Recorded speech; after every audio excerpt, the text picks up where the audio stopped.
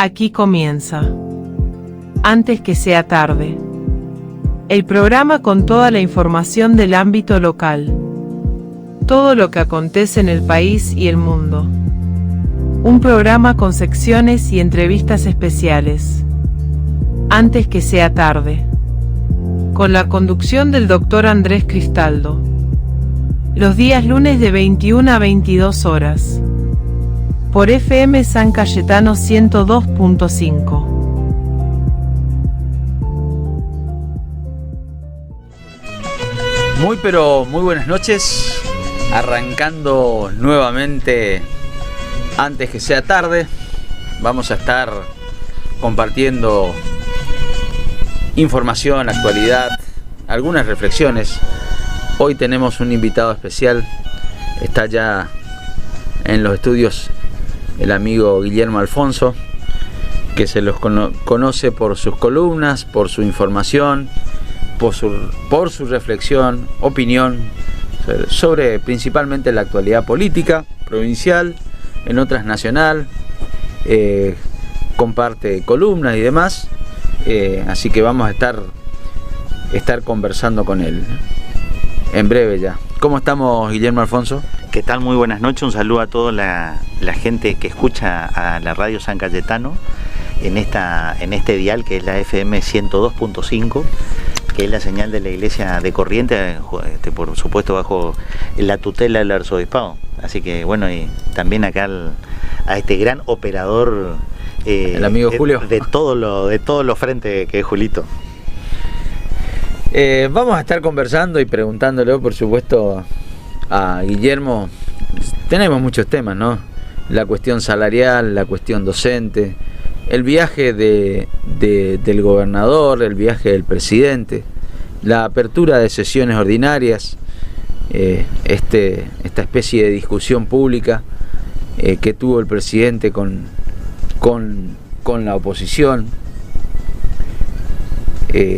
qué desafíos se vienen acerca del Estado provincial, tanto en lo económico, en la modernización, en esta transición de Gustavo con Juan Pablo Valdés o Juan Pablo Valdés con Gustavo. Vamos a estar hablando de también si él ve o no caída de la recaudación en la Argentina, en Corrientes, cómo se encuentran los municipios,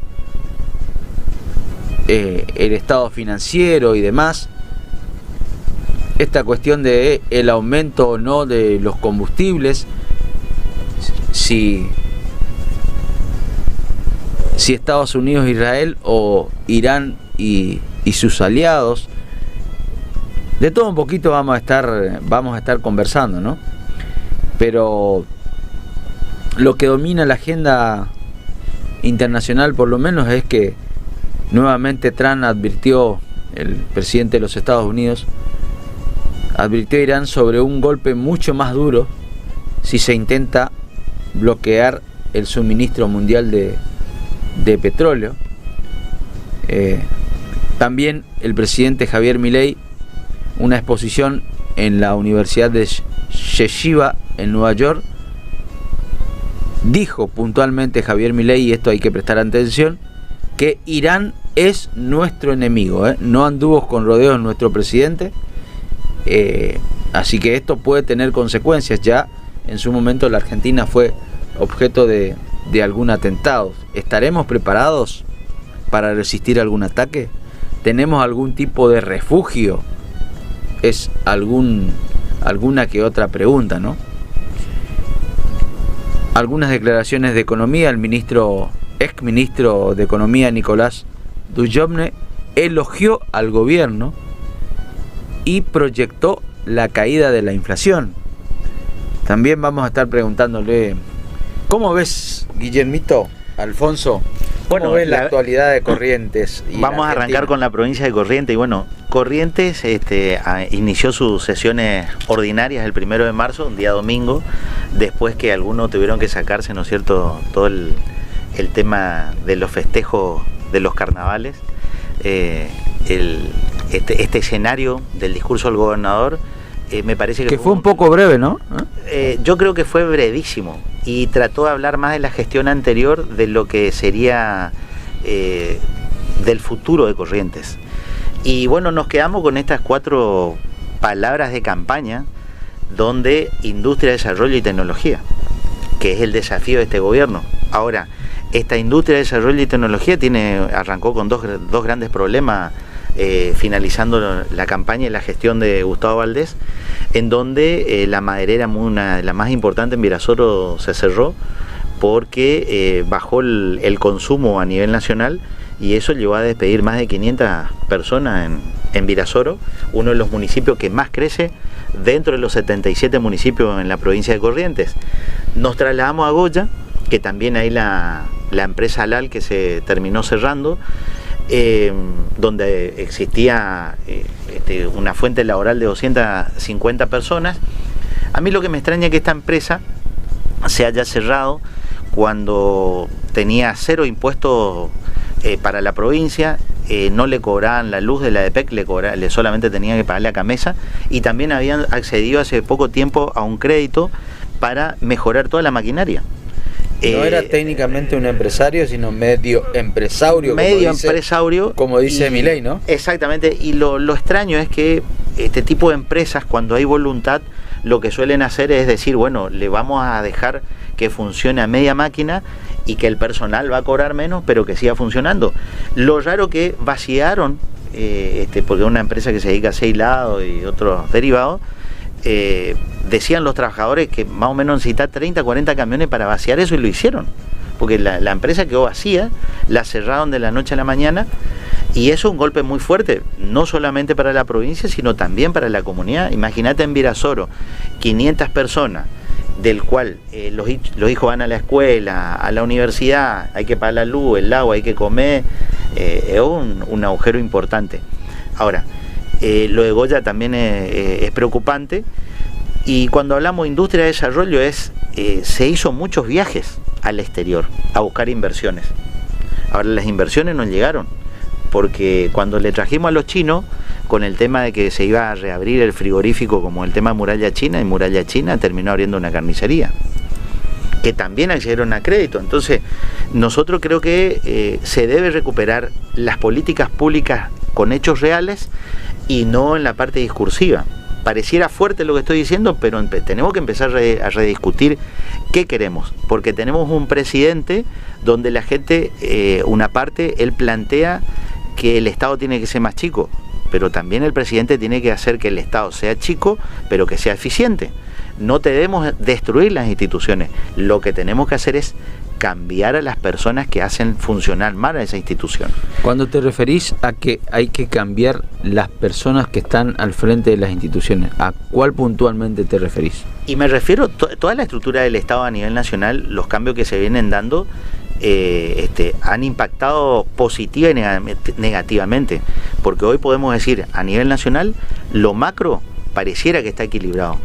Ahora lo micro, que nos afecta a todos, no estamos viendo esa reactivación económica de la cual se habla. Porque el petróleo y sus derivados, que en el mismo discurso lo plantea Milei, me parece excelente. Ahora, si miramos el país dividido en 2 partes, y la parte del sur se va a beneficiar hacia el norte, que somos nosotros no tenemos el muro de contención, porque nosotros no nos hemos preparado nunca, y eso son tanto nación como provincia, de que nosotros tenemos zona de frontera, y a los brasileros tenemos 250 millones de tipos que no le vendemos un caramelo. Pero también desde el otro lado van a decir, pero ustedes Corrientes son unos bendecidos con la ganadería que tienen, con el arroz que tienen. Pero las pérdidas que se fueron dando con el tema de la ganadería, no tenemos la cantidad suficiente de ganado vacuno con el respecto a las madres para generar esa cantidad. Es cierto, porque se vendieron muchas madres, porque cuando... Pero hay mucha gente que dejó de invertir en la época del kirchnerismo por el tema de los costos y aparte la presión que ejercía el gobierno nacional. Ahora, mientras tanto nosotros veníamos con esa declive, Uruguay, por ejemplo, que es como Corrientes, ¿Qué pasa? Empezó a hacer compromisos internacionales con la venta de la carne. ¿Qué pasó? Ellos no cumplían con la cantidad, tenían la calidad. ¿Qué hicieron? Venían a Liniers, completaban el cupo y mandan a que lo sigan haciendo. Y tienen la cuota Hilton. ¿Nosotros qué hicimos? Nos quedamos en las deidades de que somos grandes productores, que somos esto, que somos lo otro, pero la gente dejó de producir y se quedó con lo básico para sostener. Ahora, con el tema del arroz, Corrientes, hoy podríamos decir que uno de los grandes productores de arroz, pero antes era Entre Ríos, Santa Fe, que también dejaron de hacerlo porque no le cierran los números. Y hay otras personas que se dedicaron, generaciones de familia, a producir arroz. Llegó el momento que hicieron, no hacemos más arroz por los costos, no nos conviene. Se quedaron con las máquinas, se quedaron con los campos y dijeron, Andrés, nosotros tenemos el campo, vos alquilabas, pero no tenías las máquinas. ¿Qué hacía el dueño del campo? Te dice, pero yo te hago la cosecha porque yo tengo las máquinas. Total. Se fue produciendo, digamos, una recomposición a media. Ahora, siempre decimos que podemos ser el granero del mundo, como históricamente se habla, pero ¿qué pasa? Los índices de pobreza, los costos siguen siendo muy altos, porque en Argentina el dólar sigue siendo caro. O sea, hay que seguir bajando los impuestos, ¿no? Hay que seguir bajando los impuestos. Hay que mejorar la competitividad, pero y hay que también tener empresarios responsables con una visión del futuro, porque vos mismo planteaste la cuestión de Uruguay y Argentina, por ejemplo, en la ganadería, ¿no? Bueno, por eso nosotros, esta parte norte, estamos teniendo el problema en la madera. Nosotros no tendríamos que tener desfasajes económicos ni laborales. Nosotros tendríamos que ser una provincia en donde la actividad privada tendría que ser mayor sobre el resto. Y resulta que no estamos cerrando esos números. Y eso nos lleva, por eso te decía, tenemos una frontera con Brasil, cercano con Paraguay y todo eso, pero ¿qué vendemos? ¿Qué generamos para venderle a esa gente? Porque hasta ahora hablamos de puertos, nosotros siempre dijimos, Corrientes tiene para hacer mini puertos, un total de 11 en la provincia, de distinto calado por supuesto. Ahora se hace el puerto de Ituzaingó, se dejó parado el puerto de Itaibaté, ahora se habla del puerto de Lavalle.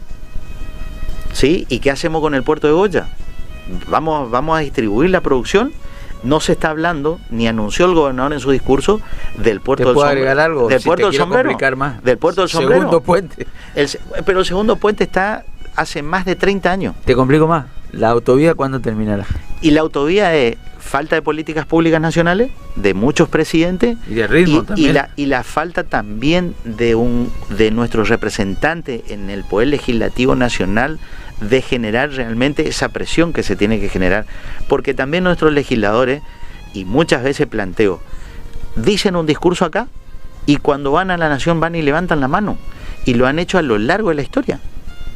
Entonces nos encontramos, seduce el poder. ¿Qué es lo que ocurre?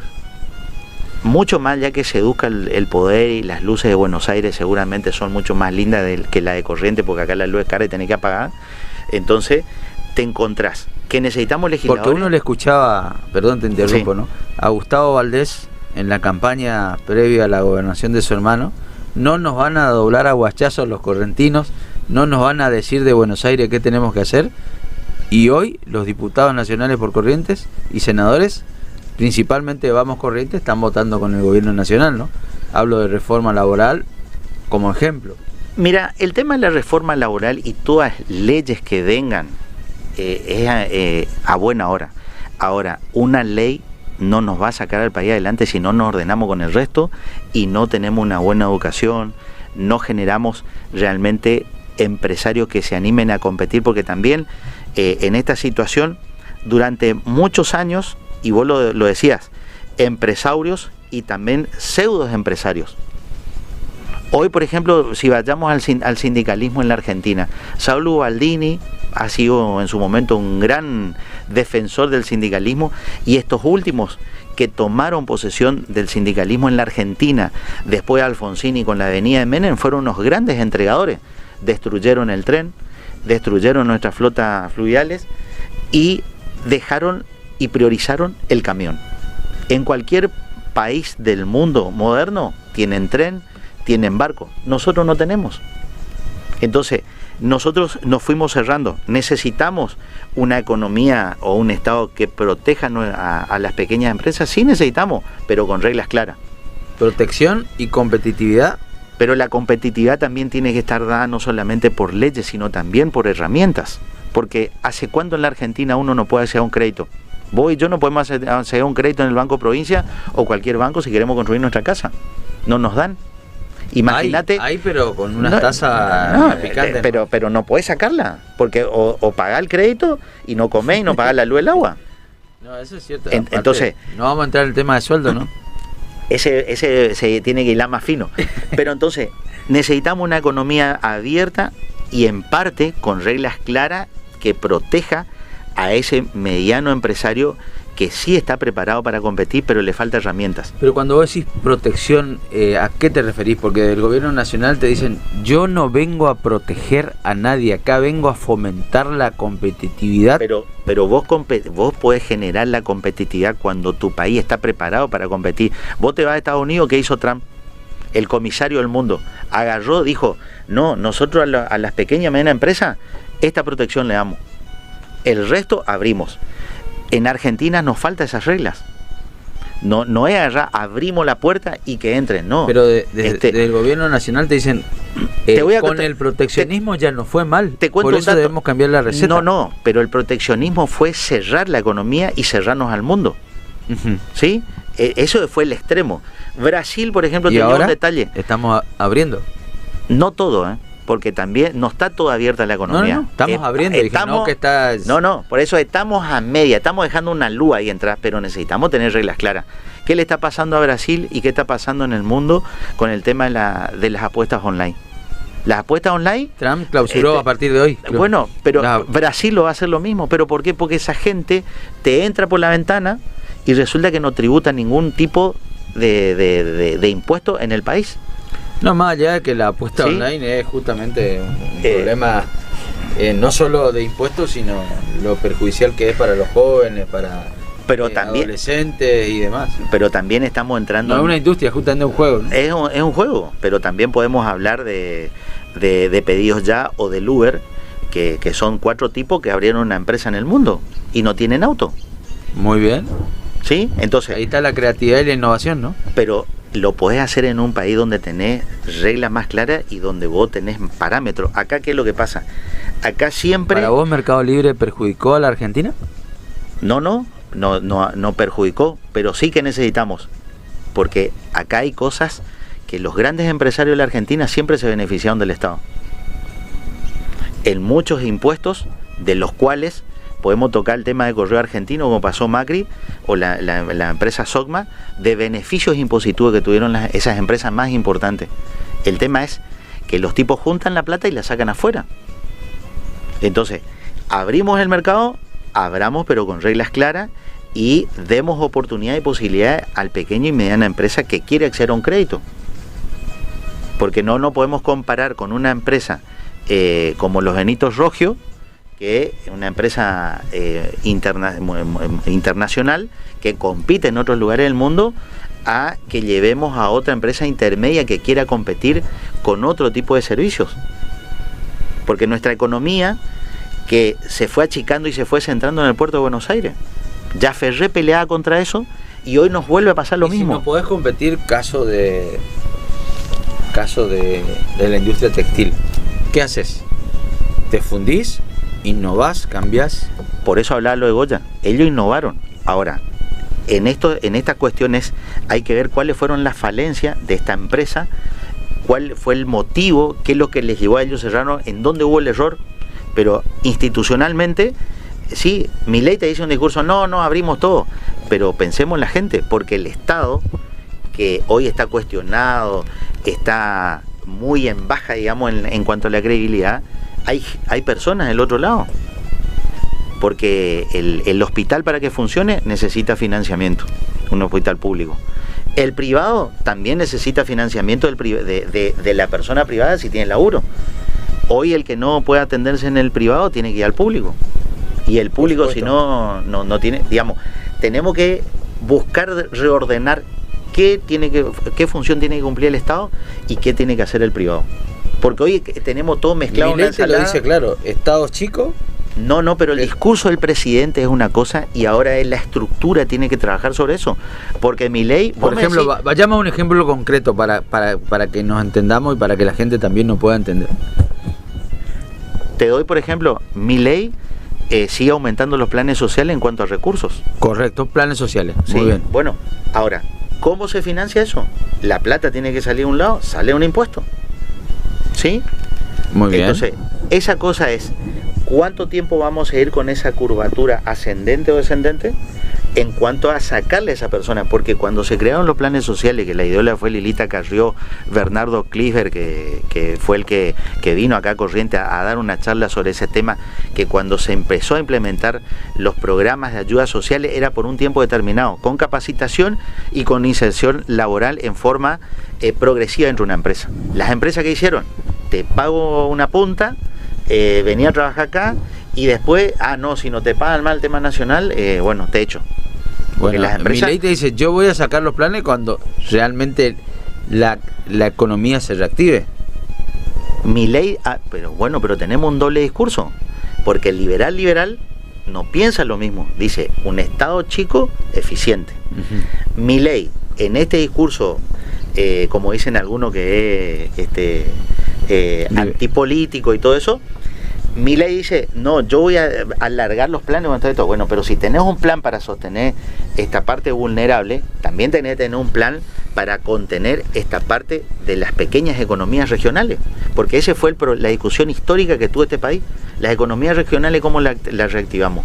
Necesitamos financiamiento, necesitamos un banco que la gente pueda tener. Y tenemos el Banco Provincia, ¿no? Acá en esta zona. Y también... Pero hablamos del Banco Provincia, que nosotros no podemos sacar un crédito. Yo no podemos sacar un crédito. Pero y bueno, los anuncios dicen que hay mucho crédito otorgado, inclusive ahora hacen una especie de un préstamo para financiar la tarjeta y para financiar a las medianas empresas, por lo menos desde lo comunicativo el gobierno provincial y el Congreso dicen eso, y el Banco de Corrientes. Exactamente, pero volvemos de nuevo. Ahí le preguntamos a un docente, ¿le convenía refinanciar la tarjeta o que le aumenten el sueldo? Y por supuesto que le va a convenir que le aumenten el sueldo. Y bueno. Y le aumentaron un 6%. Pero no, de acuerdo. Queríamos más, por supuesto, pero no hubo. Las expectativas, digamos, es, supuestamente, hace tiempo que venimos corriendo detrás de la inflación. No estamos a la par de la inflación y estamos ya. Hoy subió el combustible el 5%. Ya se licuó. Menos 6%, YPF creo que sí, las otras empresas suben 7%. Pero el 5 ahora me decía el 7. 5 se hablaba. Yo creo que escuché 7, ¿no? Bueno, pero imagínate, sube el combustible en este país, que el resorte para que aumente todo el resto. Nosotros en marzo, abril... Eso era un poco antes, porque tampoco puede aumentar mucho porque no vendés. No, pero hasta ahora siguen aumentando. ¿Y qué pasa? Te va al supermercado, ya te aplican el otro aumento. Porque acá tenemos que supuestamente controlamos la inflación. ¿Sí? Pero controlando más o menos a 2,9, casi 3%. Promedio. Bueno, pero el tema es hasta cuándo vamos a estar con ese. Lo que se controló es el nivel. Si antes veníamos a un 25% de inflación, bajamos a un 2,93. Exactamente. Pero ¿qué nos está pasando? Que la clase media se va alejando de la expectativa de ser clase media. Sí, se viene bajando porque primero que el peso fue perdiendo valor. Bueno, nuestra plata no vale. El dólar sigue siendo alto, te dicen. ¿Sí? Ahora, ¿los empresarios quieren que esté más alto? Sí, pero ¿qué pasa? Nosotros siempre hablamos de empresarios y tenemos empresarios y tenemos pseudo empresarios.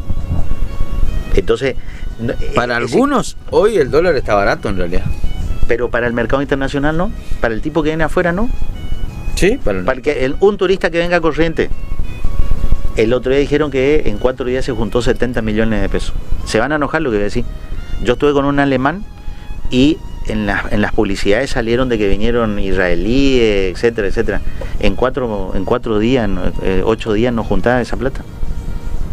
Porque el dólar sigue siendo caro. Nuestro país sigue siendo caro. El país, sí, eso el país, ¿sí? Coincido. El país todavía es caro porque por eso es que hay que bajar más los impuestos. Hay que bajar los impuestos. Pero nadie quiere bajar tampoco los gastos, gastos políticos, gastos públicos, para bajar más impuestos. Pero volvemos otra vez al escenario. La administración pública de las provincias y del país ha sido el contenedor de esa parte que las políticas y nuestros representantes en el Congreso no buscaron solucionar. ¿Por qué gana Milei? Disruptivo, hablando de la economía, porque la política y nuestros viejos dirigentes políticos de los partidos más tradicionales en la Argentina dejaron de dar respuesta ante un representante en el Consejo Deliberante, un intendente, un gobernador, un senador nacional, un senador provincial, que hacía, generaba una ley que beneficiaba a la comunidad. Se honraba esa cuestión. Estos últimos tiempos vos escuchás funcionarios nacionales, senadores nacionales que aparecen en los medios y no son interpelados, vienen a hacer exposiciones, pero nadie le dice, che, ¿cuántos proyectos presentaste el mes pasado? ¿Discutiste el tema en el presupuesto que se incluya en la construcción del puente Chaco Corriente, de la autovía, de que necesitamos mejorar la ruta? Hace 30 años que este camino de Salá hasta Corriente Capital y de Corriente Capital hasta Ituzaingó, hasta Posada, se necesita ensanchar la ruta. Y decime, ¿cómo lo financiamos? Sería la pregunta. Todos los legisladores nacionales pasan por esa ruta. Se van a Brasil de vacaciones, no me molesta que se vayan de vacaciones, pero estamos hablando que transita a diario. ¿Buscamos el mecanismo cómo financiar? ¿Generamos expectativas? ¿Le traemos a los inversores a decirle, che, a los chinos le vamos a dar porque ellos están dispuestos a poner la plata? Una buena estrategia sería... Porque acá el tema es, hay que garantizarle, la construcción del puente sale mucha plata y se necesita crédito internacional. Los créditos internacionales siempre están a la mano. Es lo mismo, nosotros salimos mañana a las 9, vamos a algunas casas de préstamo y no dan nada la plata. Después tenemos que volver. Bueno, esas son las políticas públicas que se tienen que generar y tener un plan. Nosotros hablamos de que somos un país que estamos realmente desarticulados, desentendidos y desprendidos de los vínculos en cuanto a cuáles son las leyes que convienen en el país. La ley de glaciares, la ley de humedales, ¿hace cuánto que se viene tratando en el Congreso? Muy poca gente sabe, pero es una vieja discusión. Y hay que cuidar los glaciares, hay que cuidar los humedales, y aparte de eso, la política pública tiene que cuidar, como hoy me hablaste, somos una provincia productora de arroz. Perfecto. Tenemos el problema de agua hace más de 10 años.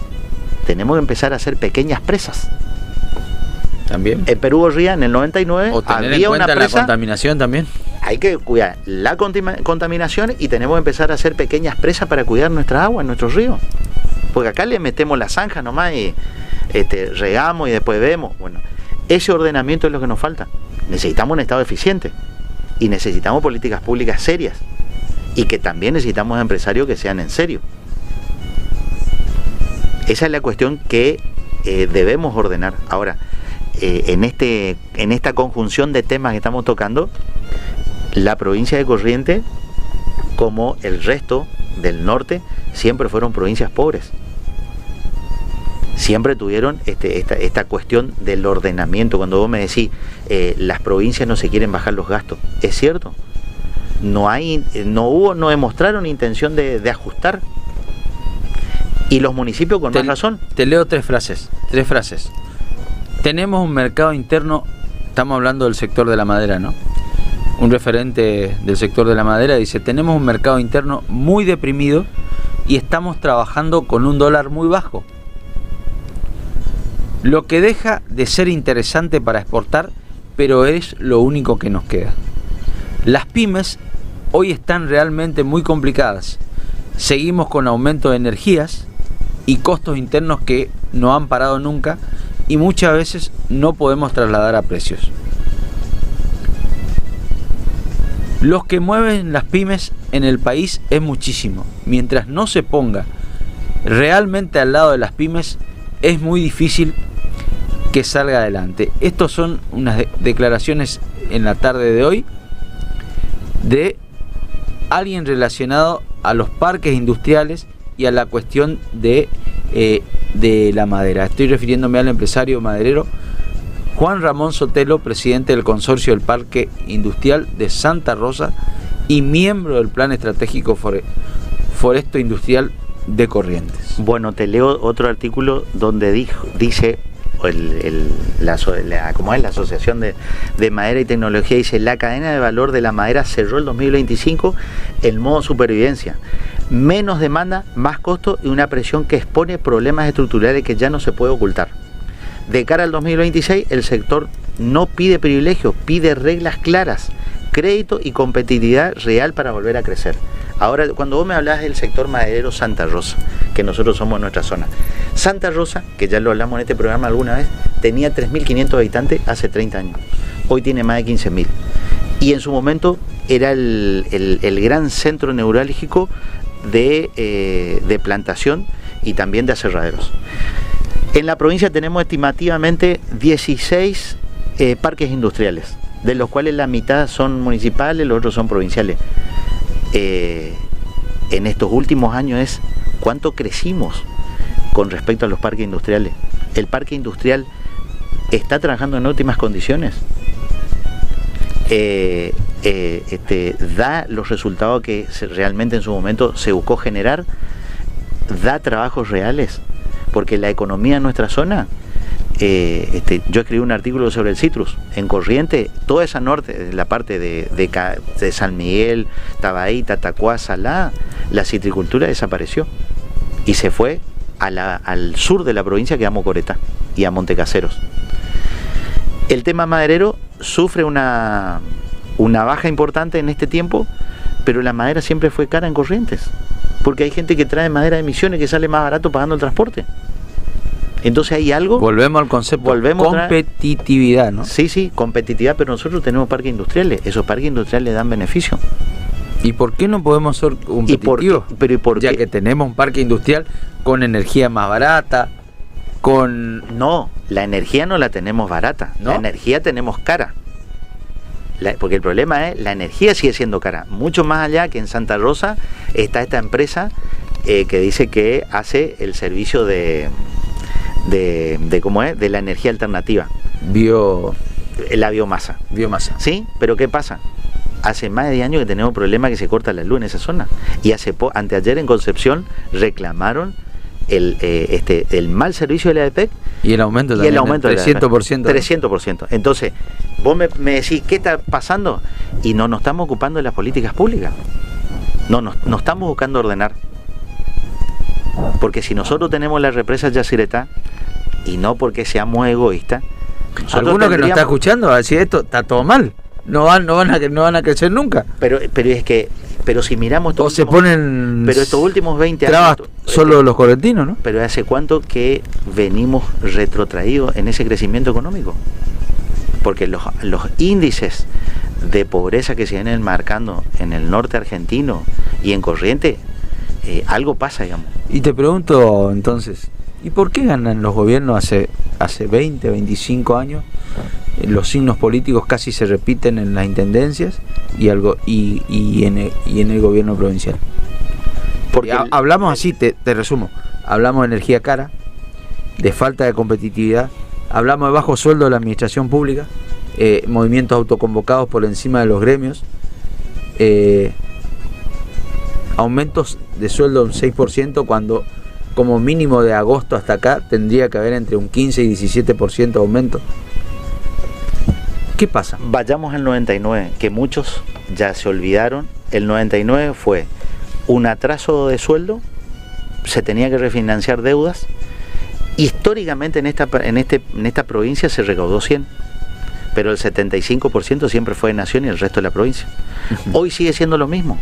Un poquito más. Según el ministro de Hacienda, dice que un 85% es Corriente dependiente de la coparticipación nacional. Muy bien. Nosotros, los municipios de esta provincia, nunca fueron buenos recaudadores municipales. Y después de la reforma del 2007, nunca recibieron tanta plata como antes. ¿Vos te acordás que antes los intendentes era barrio, limpieza, pagar sueldo lo mínimo y después el resto era muy poquito? Totalmente. Estos municipios empezaron a recibir más recursos y se generaron esto, lo que vos decís. Después del 99 hay mucha gente que dejó de pelear y dejó de hacer esas peleas públicas. porque son presionados. En este programa dijiste no hay debate, ¿no? Es que se dejó, por eso te decía, cuando viene un funcionario a dar su exposición, la prensa no lo interpela, no le pregunta, no hay esto que estamos haciendo nosotros y que la gente no está escuchando, van así, estos se están peleando, no. Este tipo de debate, ¿dónde se hacían? En los comités, en los partidos políticos, porque cuando un partido pierde, su contención está en un partido político. Hoy pierde y no nos juntamos más, nos vemos el año que viene. Entonces, esas son las cuestiones que nosotros tenemos que buscar, volver a recuperar las instituciones. Destruir las instituciones, ¿a qué nos lleva? Que no tengamos discusiones, no tengamos debate. Acá tenemos muchos partidos a nivel nacional, a nivel provincial, que se dejó de debatir, de hacer reuniones políticas. Hablamos de boleta única, si te gusta, y hablamos específicamente, nos vamos a detener de qué ves o qué prevés que puede ocurrir con del movimiento docente autoconvocado, o de la administración pública en general, si va a reclamar o no mayor aumento de sueldos, le seguirán al Poder Judicial o no. Recordemos que para la administración pública en general el aumento fue de un 6% y el Poder Judicial va a tener en marzo un 6%, pero en el mes de abril otro 6%, o sea que va a llegar a un 12%. De hablar un poquito de esto de boleta única y la cuestión salarial de Corrientes. ¿Cómo ves estas dos cositas, Guillermo? Bueno, vamos a hablar con el tema salarial, del tema de los docentes. No es solamente un reclamo docente, sino un reclamo de toda la administración pública, y eso por supuesto que hay que destinar muchos recursos, de la cual creo que la provincia hoy no dispone, por eso que dio este aumento del 6%, pero en una jugada estratégica dio el aumento del 6% a los docentes, y con el Poder Judicial que pedía el 15%, le dio 6% y ahora en abril le va a otro 6%, así que va a estar pisando casi el 12%. Me parece que eso no es equitativo, no es igualdad, porque todos están pasando por una situación de un retraso con esta inflación, un retraso económico, y aparte todo sigue subiendo.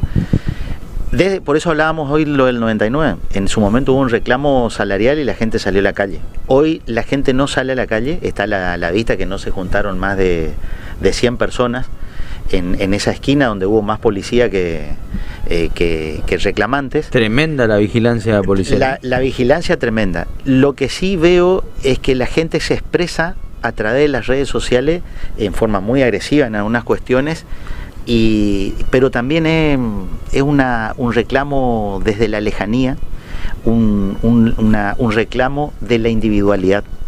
Lo que hace falta es realmente que haya un reclamo en forma conjunta, porque el objetivo es mejorar la cuestión salarial, y hoy se sientan en una mesa. Yo no estoy de acuerdo que el sindicato en la provincia de Corrientes docentes haya más de 6 sindicatos, tendría que haber 2, y ¿cómo se llama? Y sentarse a negociar realmente como debe ser. Yo veo que lo que pasa es que sindicato tampoco no hay paritarias, en realidad es una pseudo paritaria, porque la ley de paritarias, es importante informar a la audiencia, no está reglamentada, y prácticamente es una convocatoria a los gremios en buenos términos, y generalmente lo hacen al sector docente, no a los otros gremios. Y lo que pasa es que desde el 99, que ya pasaron 30 años si mal no me equivoco, es la primera vez del 99 que existe un paro docente en la provincia de Corrientes al inicio de clases. Nunca hubo. Esta es la primera vez de cada 10 docentes, 4 hicieron paro. Pero fue un paro docente nacional en realidad. Vamos a ponerle la justificación que sea nacional y todo eso, se disfraza que fue nacional, pero es un reclamo que nunca se dio en Corrientes. En Corrientes todos los años, hace 30 años, que se iniciaba la clase sin ningún paro. Eso es un hecho objetivo. Sí, es real. Entonces eso es real. Entonces, ¿cuál es el problema? Tenemos, después de la pandemia, que ha sufrido una crisis la sociedad y de la cual hoy nadie quiere expresar, de que en la cabeza la gente cambió muchas cosas, hoy nos encontramos en una mesa redonda donde tenemos que poner las cartas sobre la mesa con estas cuestiones, como decir, tenemos que reglamentar las paritarias, tenemos que hacer los reclamos necesarios. Nos encontramos que se pelean individualidades. Entonces, ¿qué hacemos? Dividimos y reinará. Viejo sistema. Cuando en realidad lo que necesitamos es unificar criterios, y también en la política hace falta eso. porque Milei es el único presidente de estos últimos 100 años, del 83, que no ha tenido la reunión a solas con un gobernador. Y no lo va a hacer. Te hace atender con el empleado, digamos. No le interesa la política, te dicen. Es el presidente de la República. Sí, gobierna para todo, como él lo dice, pero vos tenés una franja de custodios de capaz esto, que hablan ahora en Nueva York, que están por juntarse, ¿no? Pero en Nueva York van a hablar si hace frío o hace calor, digamos. ¿Sí? De bueyes perdidos, dirían algunos. Nosotros necesitamos resolver estas cuestiones que nos pasan en el país y tenemos que resolverlas de lo económico, lo social. Pero vos te acordás que en el 2001 se hizo una gran convocatoria para el tema de una Argentina distinta, donde todos firmaron los acuerdos. En Corrientes, en el 99, en el arzobispado, Monseñor Castaña, que aún vive, fue uno de los promotores de hacer el acuerdo de gobernabilidad que generó puntos y incluía la reforma en la Constitución de la provincia. Pasó el tiempo, en el 2007 yo trabajé con el tema de la reforma del 2007 que se generó. Se cambió un montón de requisitos que estaban pendientes. En el 2016, en Yapeyú, Corrientes, todos los referentes políticos fueron a firmar un acta. Digamos, en papeles y en el discurso también el presidente convocó el Pacto de Mayo, ¿no? También el presidente convocó al Pacto de Mayo. ¿Y qué pasa con el Pacto de Mayo? Estamos peor que antes, digamos, porque esa convocatoria era juntar a todos los gobernadores, ¿sí? Nos quedamos en el discurso y nos quedamos en las individualidades. Necesitamos realmente un discurso que sea concreto, de hecho, no de palabra, y que se deje de discutir individualidad. Y el sindicalismo argentino, especialmente hubo un Pacto de Mayo y después apareció Provincias Unidas y se terminó el Pacto. Pero Provincias Unidas, desde que nació, ya nació mal. Primero por la conjunción ideológica de la cual el peronismo y el radicalismo no... en Corrientes es el único lugar del país y en el mundo donde se generaron coaliciones.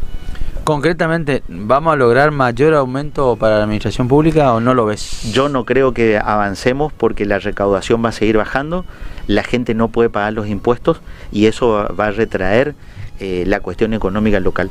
¿Boleta única? ¿Corrientes? Boleta única. ¿Vamos a tener que seguir esperando o le ves con futuro? La boleta única es una discusión, yo creo que hay varios métodos. En la provincia un partido, Eli, si mal no recuerdo, fue el que presentó un modelo, hay otros partidos que tienen otra propuesta, eso quedó con media sanción de esta boleta única. Pasó al Senado de la provincia. Pasó al Senado, exactamente. Ahora, la discusión de la boleta única es, los viejos referentes te dicen, van a desaparecer los escudos, van a desaparecer las ideologías y van a desaparecer el gran debate que estamos hablando, porque la gente se dejó de interesar por los partidos políticos, pero porque los referentes políticos también dejaron de dar un discurso hacia la sociedad.